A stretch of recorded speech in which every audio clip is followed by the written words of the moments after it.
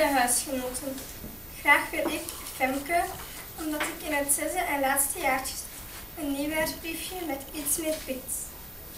Ik weet het, ik ben niet altijd even gemakkelijk en ik gedraag me af en toe al eens als een echte puber. Maar geloof me, lieve ouders, deze periode wordt echt niet zo liguber.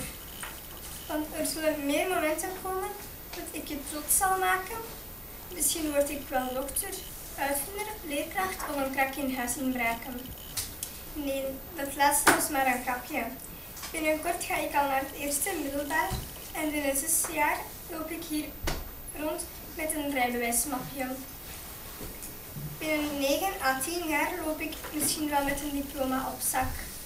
En koop ik met mijn grote liefde een stukje landoppervlak. Maar laten we nog niet voorop lopen op de feiten. Laten we eerst nog wat genieten van de aankomende identiteiten. Die ik zal aannemen om mijn weg te vinden in deze grote wereld. Steeds met een smartphone in de hand en voor mijn computertje gezeteld. Ik ben jullie dochter en ben geboren in maart. Daarmee hou ik van jullie en ik ben het waard. Dus, lieve ouders, ik ben het zeker. Met een dochter als ik, dat is toch wel boffen. Zo dadelijk geef ik jullie 3 dikke kussen, want ik heb het ook met jullie getroffen. Van je Rapoentje Femke Lambrecht.